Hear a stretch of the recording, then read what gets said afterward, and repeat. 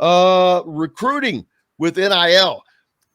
I've seen guys are still out recruiting, man. Whether it's the Indiana guys, you're still out. Everyone out at these AAU events, Mike. They're still out there talking to guys that are 3 years from being out of high school. Trent Sisley and Jalen Harrelson.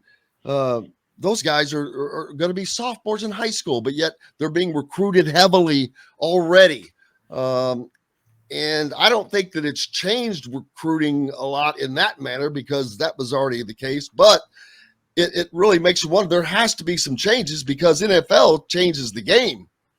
Well, I've dealt with a lot of discussion about NIL on Twitter over the last day or so since I got back from the weekend, and of course there was all the controversy about the Pitt wide receiver Addison, who may or may not transfer to Southern California over NIL, and there was a lot of concern about that. And what people have to understand is the NCAA can't do anything about this. Literally cannot. If they do, then they'll just wind up back in court and get crushed again and lose more money. And so they're not going to do anything about this. The only thing they can do and have been doing is lobbying the Congress. Now, the NCAA and the membership and the hierarchy really blew this one. I mean, as much as any decision they've ever blown. When the O'Bannon case, I wrote about this last summer when the Alston case was decided. I spoke to one of the lead lawyers on the O'Bannon case for the plaintiffs, and the O'Bannon when that case got basically certified to go to court. There's lawyerly language that I don't remember, but when it got the go ahead to go to trial, at that point the O'Bannon plaintiffs knew they were in a strong position, and the NCAA should have known that it was putting a lot on the line. So the O'Bannon principals, they weren't looking for, as far as I know, were not looking for a big payout. They were looking for change. And so they had a proposal to the NCAA on how all of this could have been managed better. And what's interesting is the NCAA guys didn't turn it down. They refused to listen. They wouldn't take the meeting. And if they had started there with that meeting and worked toward a reasonable solution, what happened over the weekend probably wouldn't have happened. There would probably be rules in place that you can't, basically use name, image, and likeness to recruit. And that was one of the principles that when the NCAA finally realized that it was losing this battle, and they put together what amounted to a blue ribbon panel, a working group, they call it. And they got Val Ackerman from the Big East, the commissioner of the Big East, and Gene Smith, the athletic director at Ohio State, to be chairs. And they put together a reasonable plan, probably a little too restrictive, but a reasonable draft of a plan to try to get name, image, and likeness rules into the NCAA. But it was too late. They'd already lost the O'Bannon case. The state legislatures in California and other places, Florida, were already drawing up their plans. It was too late to stop the train. The train ran right over. If they had been working on that now the O'Bannon case happened in 2014, so we're talking about 8 years ago. If there had been rules in place, then that sort of thing wouldn't happen.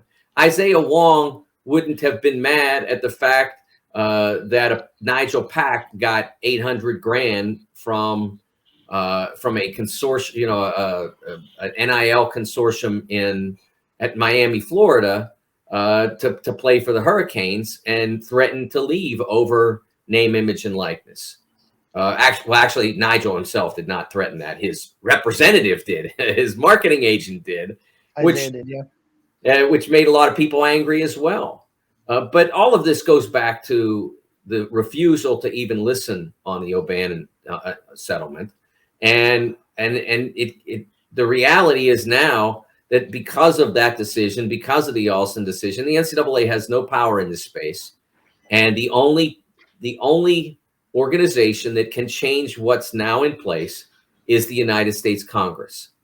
And there's been conversations, but I don't think they have an active plan that's even, at this point, even going in front of the body for vote. They don't have anything that's even close to being ready to be voted on.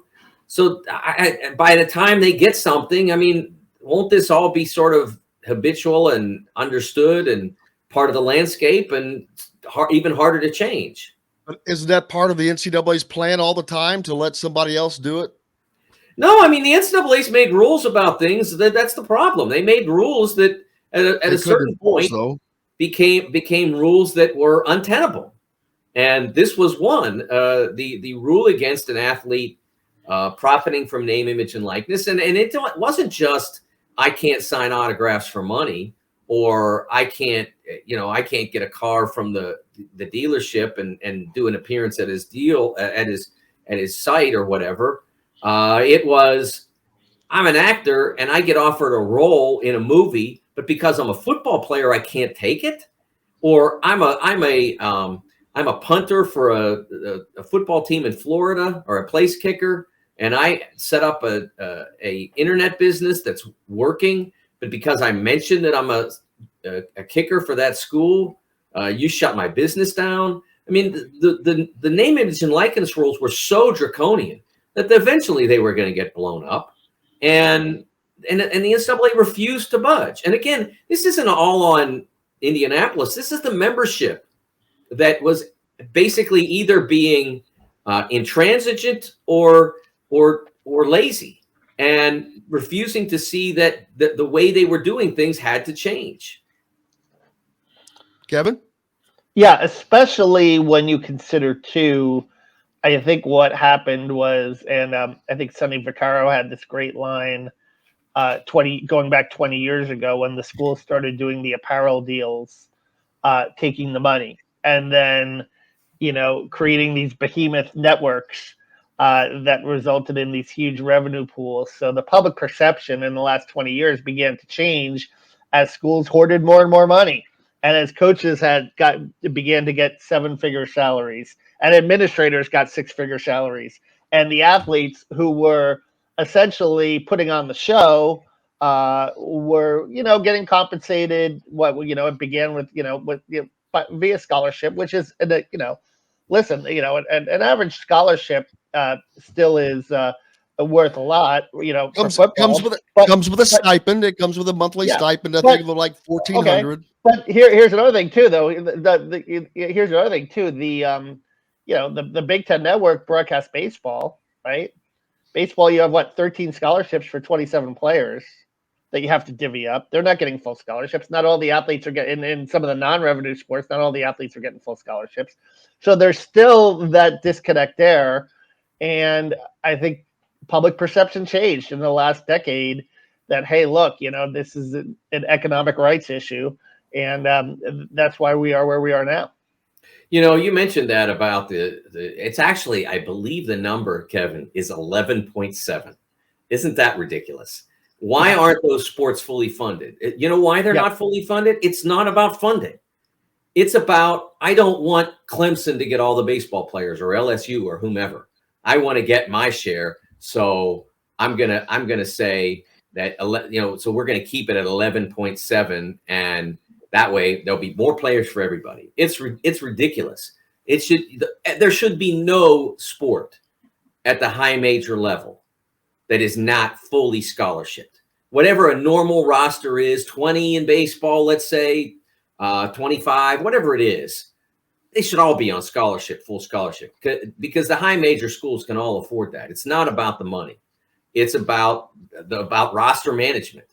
And that's ridiculous. Look, there has to be a cap. I get that, because you can't have 85 football players in a freshman class, and that used to happen. But you have to have a reasonable number, and the number isn't 11.7 because there's no such thing as 0.7th of a player. As short as I am not 0.7th of a human being. I'm 100%.